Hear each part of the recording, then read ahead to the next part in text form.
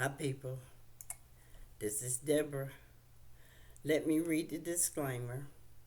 And all the information provided on this channel is for educational purposes only.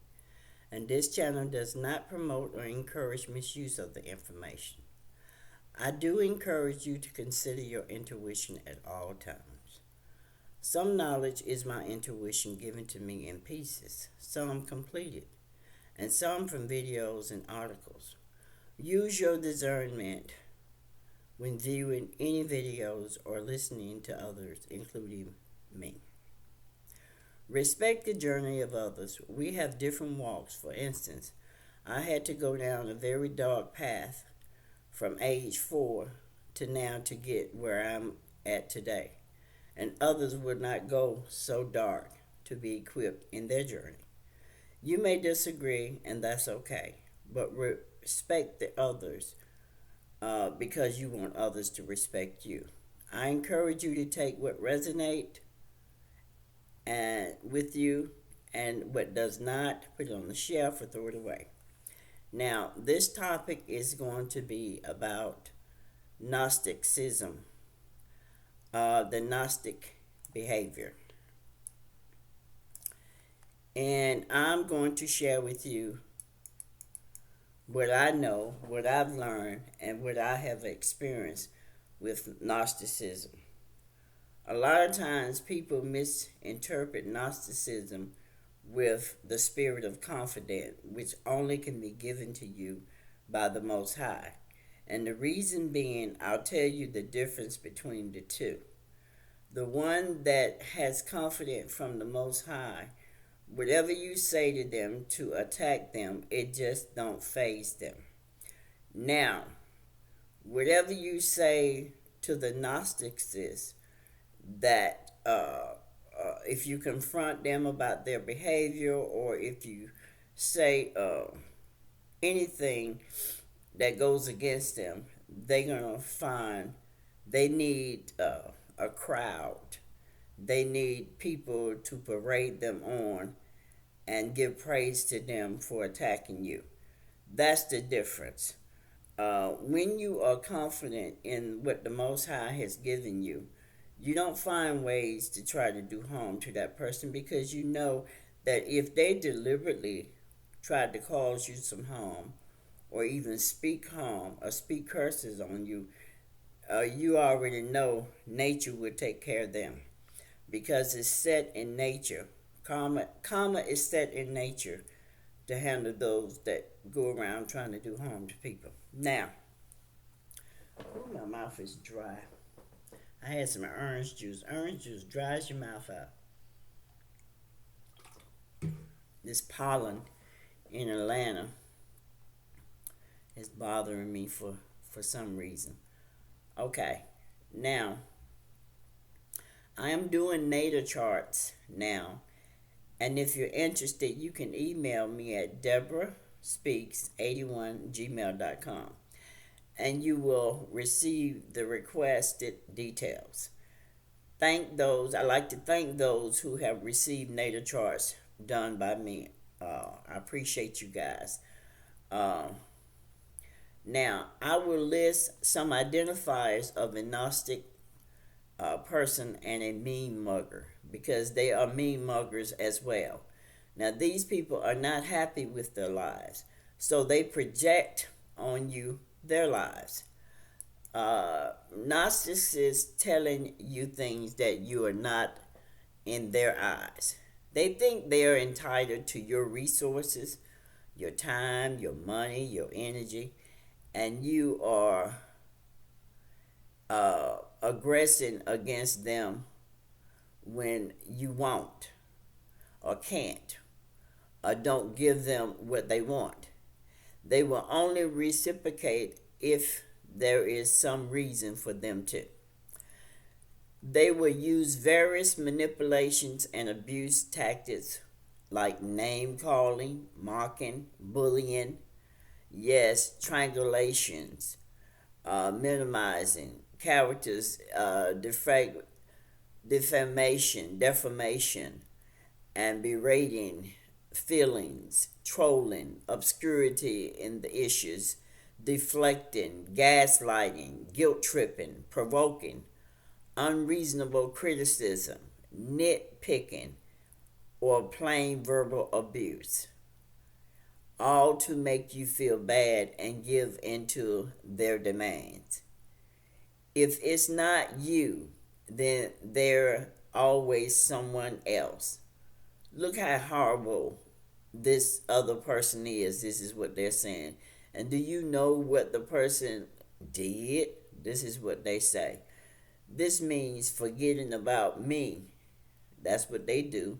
They put information and reflect other people when they can't get you, because they don't want you to focus on their shortcomings. Let's find someone else's flaws and discuss them. That way, in their mind, we don't have to think about my weaknesses, or we will conclude that I'm great by default because everyone else is so horrible. I know you met them kind of folks.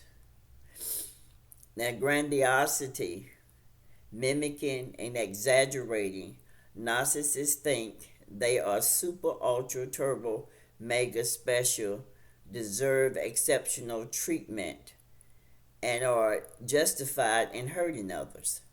They have grandiose goals and exaggerate their achievements to appear more impressive and superior. Narcissists often need to compete with others since they are terribly insecure and not that special. They will pretend, lie, hurt, exploit others, and do anything necessary for personal gain. As a result, they may take upon other people's character traits and achievements. This originates from a place of envy and self-aggrandizement, often to the degree of mimicking, plagiarizing, stealing, and being a fraud, all while defaming, belittling others. This is meant to be what is really going on. This is another weird form of projection, where they see something they admire in someone and actually admire it, or just a status symbol. They instead working on achieving it simply claim they already have it or entitled to it, usually simply by saying it with a confidence and conviction.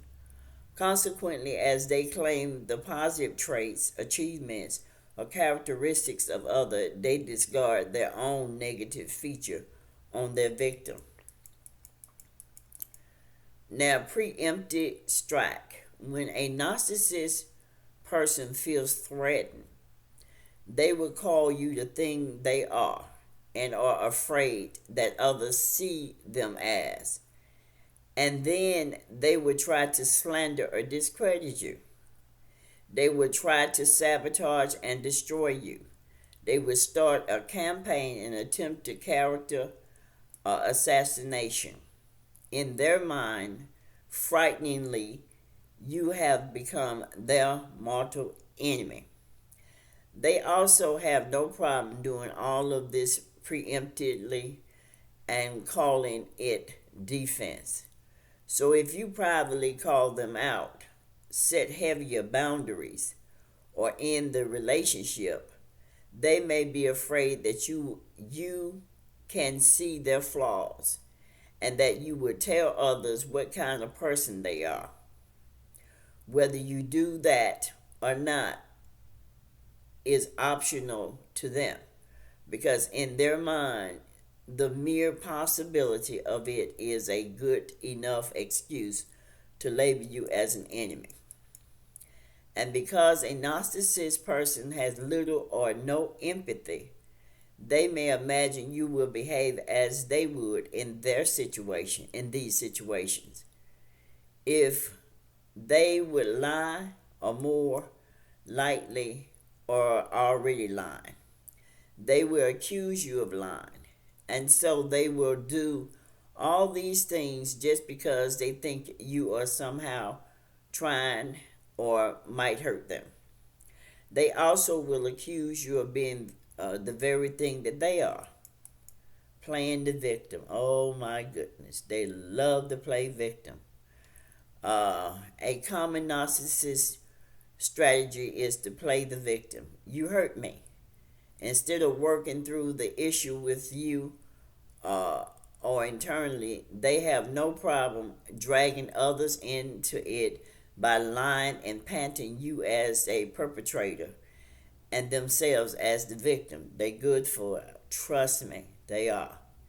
When you comfort them with the problem, they immediately respond.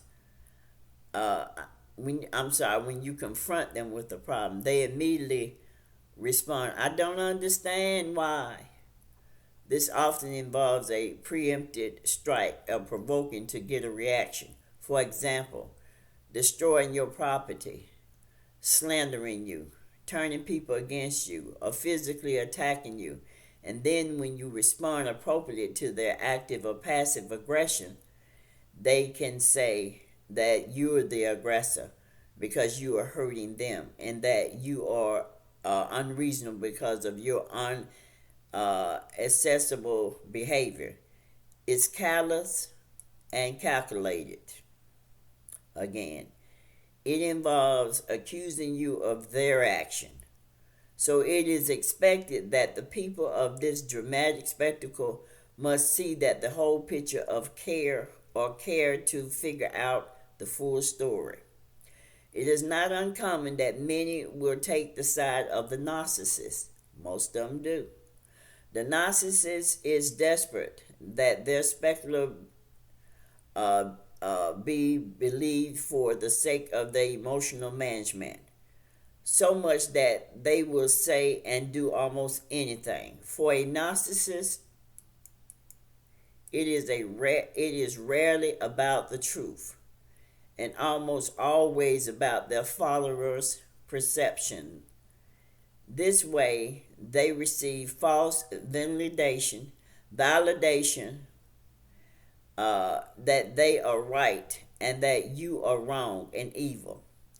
Here, their sense of self-esteem is restored, and their feelings of shame and inadequacy is managed.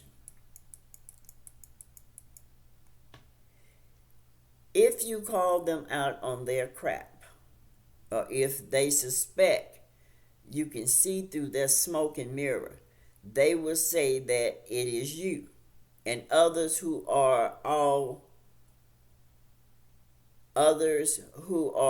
these things as well, or that all of it is false and nonsense. This is what they're saying. They may even say that they are honest, caring, and authentic, and that you don't understand these things. You are projecting, you are pretending, you are triggering, you are gaslighting, you are narcissist, you are whatever buzzword that they have learned. This is what they do. They try to use reverse psychology because of who they are. That's what they do. You never get anywhere with narcissist people. They're going to always, they are the greatest and you're the lowest, because that's what they feed on. Because people with narcissist tendencies can be interested in human psychology too. Many of them work in helping, teaching, medical fields, and are owners of some type of business or pretend to be experts. They can learn all these fantasy terms and phrases, yet they often need help understanding and even care about applying them correctly. For them, learning means finding ways to justify their disturbing thoughts and behavior, or using the knowledge against others for personal gain. It's another tool for manipulation. They would do anything but accept reality and become full of integrity. Yet they can play well. I watch them.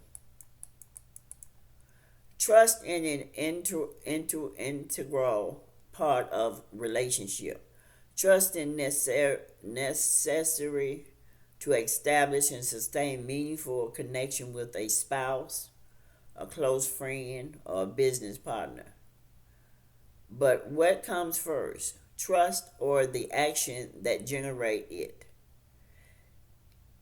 Is trust something that is given freely or earned through constant behavior? My thoughts come from perceptions and experiences. Trust can be defined as the positivity in the reliability, truth, ability, and strength of someone. When I enter into any relationship, personal or professional, I consciously trust the other person uh, initially because I am trustworthy. I know it's a risk because of my optimism that other people would live up to my expectations and not disappoint me. And because I am a trustworthy person myself, I tend to, when I meet people for the first time, whatever they say to me, I believe them. That's just the way it is. I believe everything that anybody say to me until I see different. So, to further complicate matters, each individual views on trust different.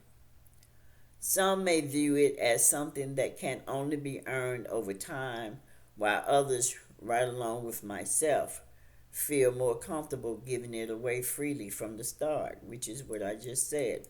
One of the things is sure though, rebuilding trust often takes much effort. While trust is broken in any relationship, you will have to decide if it is really worth it.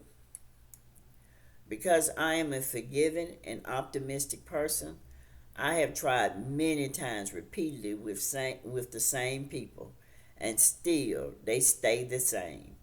I am no longer in the mindset now. I have had associates with Gnosticism, mean mugging behaviors, and they stay the same even if you bring it to their attention. Trust in the essential elements of all relationships. It serves as a foundation for connecting with others, but carry considerable risk if broken. When trust should be given freely or earned over time remains debatable, as there are no clear cut answers for everyone involved.